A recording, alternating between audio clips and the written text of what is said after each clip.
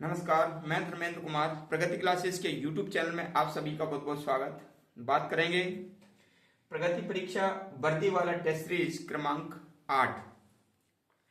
संविधान से महत्वपूर्ण प्रश्न लिए गए हैं, तो देख लेते हैं। पहला प्रश्न है, भारत ने राष्ट्रमंडल की सदस्यता जारी रखने का सत्यापन कब किया था?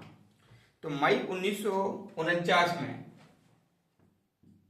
मई 1949 में भारत ने यह फैसला लिया था कि भारत राष्ट्रमंडल का सदस्य भी बना रहेगा, भले ही चाहे वो गणतंत्र भी हो जाए तब भी। ठीक है, तो गणतंत्र 26 जनवरी 1949 में हुआ, फिर भी वह राष्ट्रमंडल का सदस्य बना रहना उसने जारी रखा। और राष्ट्रमंडल में वह देश आते हैं जो कि ब्रिटिश औपनिवेशिक रहे हैं, यानी कि जिनकी अर्थव्यवस्था ब्रिटेन के द्वारा संचालित होती थी, उनमें से भारत भी एक देश है। ठीक है, अगला प्रश्न देख लेते हैं। अगला प्रश्न है, भारत ने राष्ट्रीय ध्वज को कब अपनाया? तो राष्ट्रीय ध्वज को भारत ने अपनाया था 22 जुलाई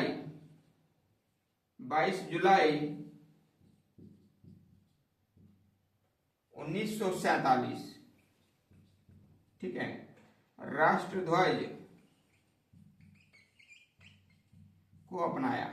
ठीक है, अब ध्वज जो होता है वो हवा के साथ बढ़िया फैल जाता है, तो यानी कि उसको चाहिए आजादी। तो आजादी से लगा लेना, 1947 में आजादी मिली थी। तो राष्ट्र ध्वज जो 2/2 का समझ लो जुलाई में, वह 1947 में फहराया, यानी कि उसको अपनाया। तो राष्ट्र ध्वज को अपनाया था 22 जुलाई 1947 में।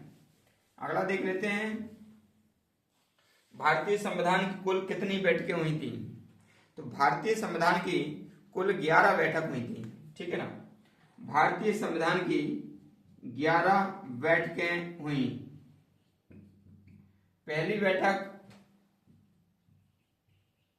पहली 9 दिसंबर 1946, दूसरी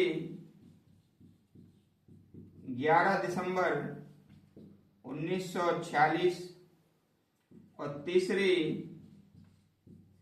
13 दिसंबर 1946 और आखिरी यानी कि अंतिम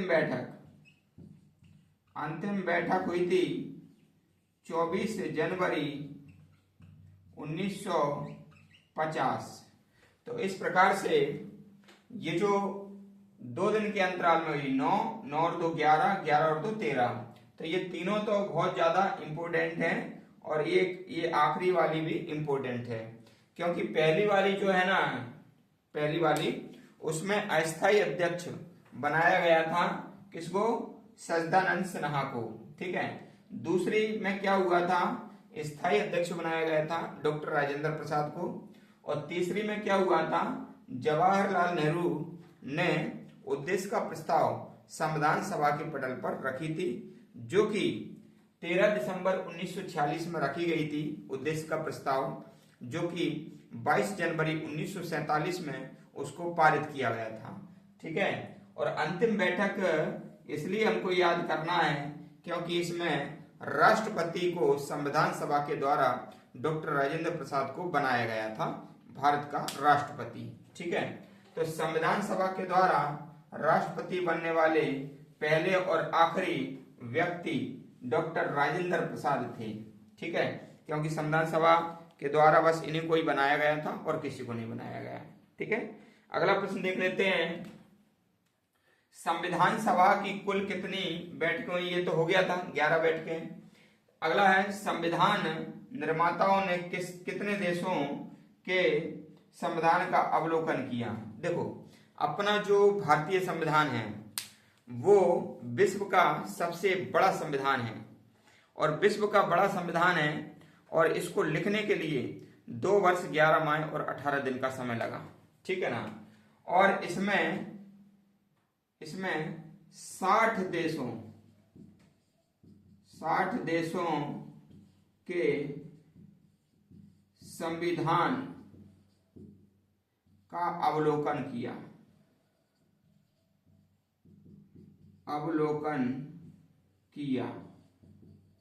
ठीक है, 60 देशों के संविधान का अवलोकन किया और लगभग 64 लाख रुपए इसमें खर्च हुए।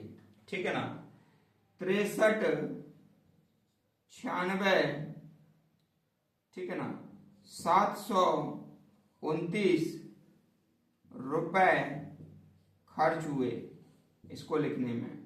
लगभग 64 लाख रुपए उस वर्ष के, उस समय के लगभग 64 लाख रुपए इसमें खर्च हुए। 63,96,729 रुपए इसमें खर्च हुए और इसमें समय लगा 2 वर्ष 11 माह और 18 दिन। ठीक है, और डॉक्टर अंबेडकर साहब को भारतीय संविधान का पिता कहा जाता है। तो सोचिए, जो भारतीय संविधान विश्व के सबसे पढ़े लिखे व्यक्ति के द्वारा लिखा गया और 60 देशों के संविधान का उसने अवलोकन किया गया, तो उस संविधान को, इतने महत्वपूर्ण संविधान को भारत के 5वीं और 8वीं पास बाबा उसको नकारते हैं। ठीक है, तो यही मान लीजिए कहा जाता है कि मान लीजिए इन लोगों का, मान लीजिए इस तरह से कहना और लोगों का उस पर मानना दोनों ही गलत है, क्योंकि अपना संविधान विश्व का सबसे बड़ा संविधान है और जिसको लिखने में 2 वर्ष 11 माह 18 दिन लग गए, तो उसको नकारने वाले 5वीं 8वीं पास बाबा हैं, जो कि मान लीजिए बहुत ज्यादा निकृष्ट प्रवृत्ति के व्यक्ति रहते हैं, क्योंकि उनने इतना पढ़ा लिखा नहीं है। तो भाई क्या समझेंगे, कहते नहीं है बंदर क्या जाने अदरक का स्वाद, बस ऐसे ही वो लोग स्वाद नहीं जानते भारतीय संविधान का। ठीक है, तो जबकि विश्व में भारतीय संविधान को बहुत अच्छी तरह से, पूरा विश्व में सबसे बड़ा संविधान है। ठीक है ना, अगला प्रश्न है, आधुनिक मनु किसको कहते हैं? ठीक है, आधुनिक मनु किसको कहा जाता है? तो आधुनिक मनु कहते हैं डॉक्टर B.R. अम्बेडकर साहब को। Doctor B.R. अम्बेडकर, इनको आधुनिक मनु कहते हैं। आधुनिक मनु क्यों कहते हैं आधुनिक मनु? क्योंकि जो प्राचीन मनु हैं उन्होंने मनुस्मृति लिखी थी, उससे देश चलता था। B.R. अम्बेडकर साहब के संविधान से वर्तमान देश चलता है और ये बहुत बड़े लेखक थे। भारतीय संविधान का इनको पिता कहते हैं, दलितों के मसीहा थे। ठीक है ना, तो सभी के हित में इन्होंने काम किया है, इसलिए इनको आधुनिक मनु कहा जाता है। अगला प्रश्न देख लेते हैं, विधि दिवस कब मनाते हैं? ठीक है, विधि दिवस कब मनाया जाता है? तो 26 नवंबर को, 26 नवंबर को विधि दिवस मनाते हैं। विधि दिवस मनाते हैं। ठीक है, तो 26 नवंबर को विधि दिवस मनाते हैं। ठीक है, और यह है 2015 से मनाया जा रहा है, मनाया जा रहा है। ठीक है, विधि दिवस, कानून दिवस, कानून दिवस, संविधान दिवस, संविधान दिवस, ये 26 नवंबर को मनाते हैं। और जो 26 नवंबर को दुग्ध दिवस भी मनाते हैं, दुग्ध दिवस, राष्ट्रीय दुग्ध दिवस, राष्ट्रीय दुग्ध दिवस मनाते हैं और ये 2014 से मनाया जा रहा है। ठीक है, तो ये हमारी टेस्ट सीरीज क्रमांक 8 थी, प्रगति परीक्षा वर्दी वाला टेस्ट सीरीज। काफी प्रासंगिक क्वेश्चन है इसमें एग्जाम की दृष्टि से, तो ये वीडियो अधिक से अधिक आप शेयर करें और जो व्यक्ति नए हैं वो चैनल को सब्सक्राइब करें। मिलते हैं नेक्स्ट वीडियो में। सभी का बहुत बहुत धन्यवाद।